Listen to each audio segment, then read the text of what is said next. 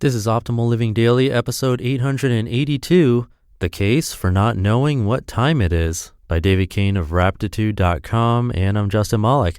Happy Friday, and welcome back to Optimal Living Daily, a podcast with a vision of bringing hundreds of blogs to audio for free. That vision is already a reality, but I'm always on the hunt for the best authors and content. I currently read from a bunch of different personal development and minimalism blogs like Becoming Minimalist, Mark and Angel, Derek Sivers, Steve Havlina, and many more, all with their permission. And that includes today's author, Cain of Raptitude.com. And I've been lucky enough to have sponsors for the last few episodes.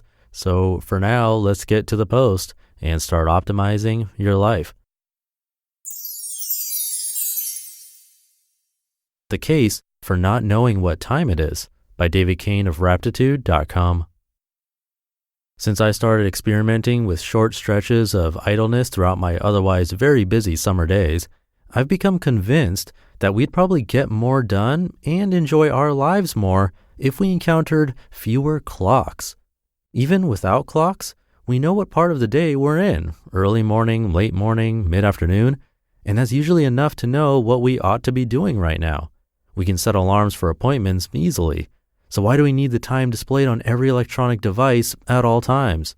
That much clockage might be more than just unnecessary. Maybe there's such a thing as being too aware of the exact hour and minute.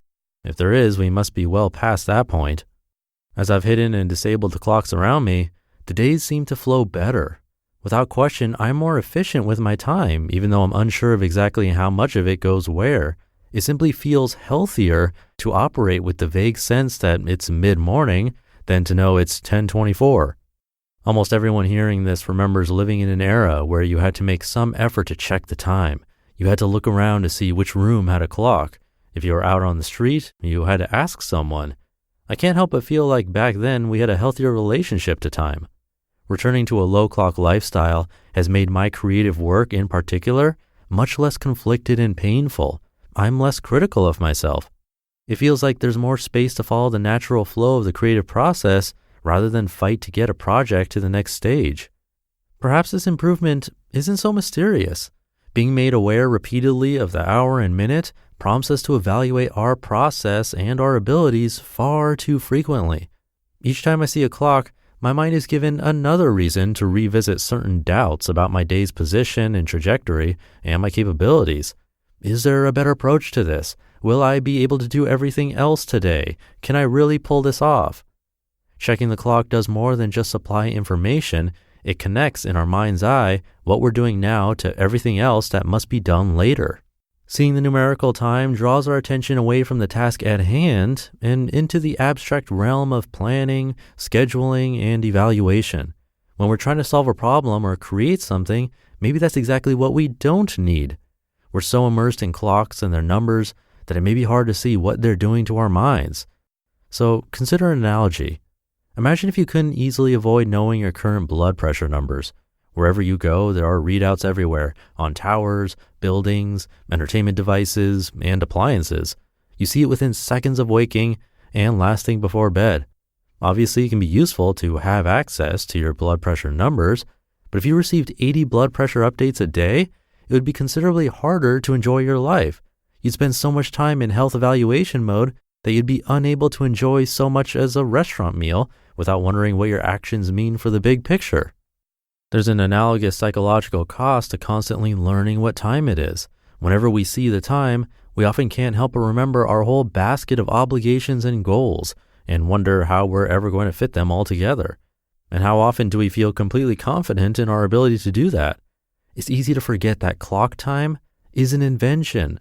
To achieve certain social and agricultural goals, we began to imagine an abstract numerical grid lying across our real-life sensory experience of the sun's movements. This is a useful ability to envision the big picture in this way, to map out in our minds how things had previously been or maybe later, and assign numbers to all these hypothetical locations. Doing so certainly makes it easier to plan and communicate our plans before returning to the real-life ground-level work itself. But on a psychological level, there must be a point of diminishing returns for how often we enter this abstract mode of thinking. Hyper-awareness of the time makes us too concerned with measurement and evaluation, how we're doing at what we're doing, and what has to happen later.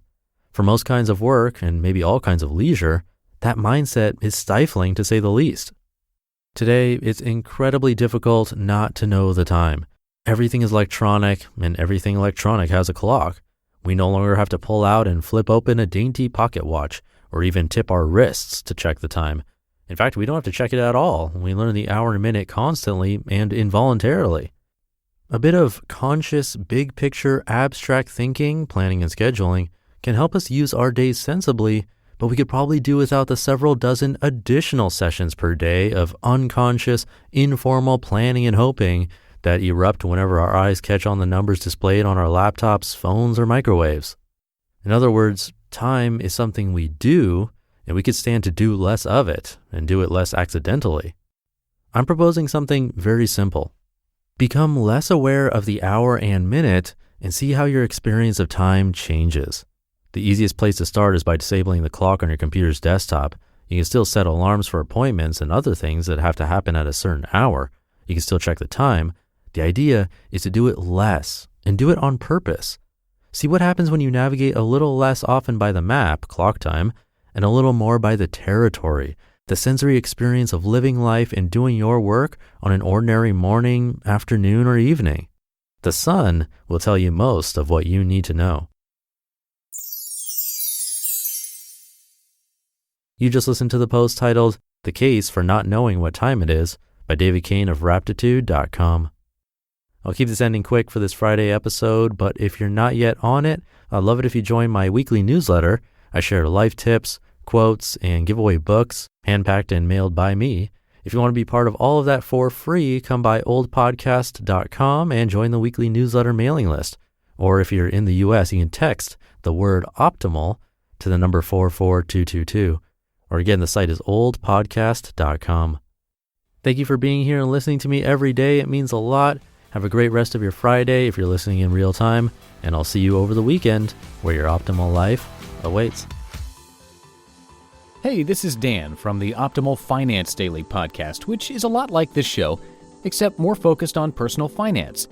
Justin handpicks the best posts he can find from blogs and authors like Ramit Sethi, Mr. Money Mustache, and more, and I read them to you 5 days a week. So if you enjoy this podcast, come on over and subscribe to Optimal Finance Daily too. And together, we'll optimize your financial life.